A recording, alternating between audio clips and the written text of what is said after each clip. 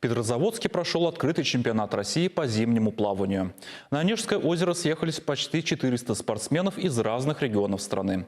Чувашию на соревнованиях представляли 9 пловцов Федерации «Аквайспорт Чувашия». Наши спортсмены вновь подтвердили свой высокий класс. Для заплывов прямо в озере подготовили бассейн длиной 25 метров на 8 дорожек. В течение 3 дней любители холодной воды состязались на дистанциях от 25 до 200 метров. Итак, мужики стартуют, и пришло время разбудить Нептуна и Водолея, которые уснули в нашем озере.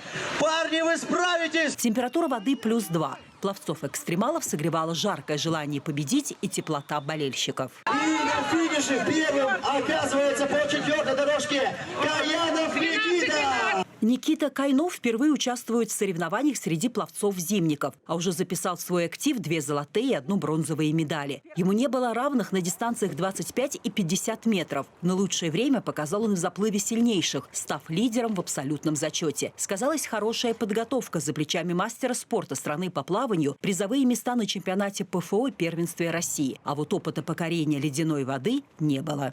А страхи вообще какие-то были? Только насчет холодной воды. То, что нужно будет не один раз опускаться, плавать.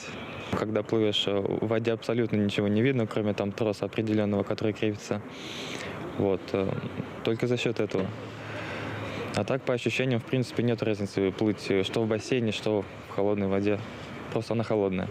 Коллега по команде Вера Крылова 4 раза пробовала свои силы в ледяном бассейне Онеги. Удача улыбнулась на дистанции 200 метров кролем. 3-е место. Плыть хотелось быстрее, конечно. Пыталась настроиться, чтобы правильно дышать, и на технику плавания. Атмосфера очень дружеская, доброжелательная, теплая.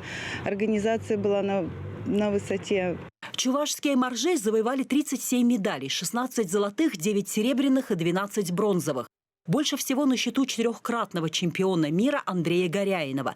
5 высшей пробы, 1 серебро и 2 бронзы. А Татьяна Устимова установила рекорд России на дистанции 100 метров брасом.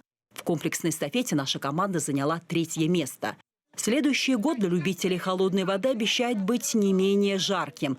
Петрозаводск собирается принимать чемпионат мира по зимнему плаванию. Лидия Галаксенова, Виктор Степанов, Вести Чувашия.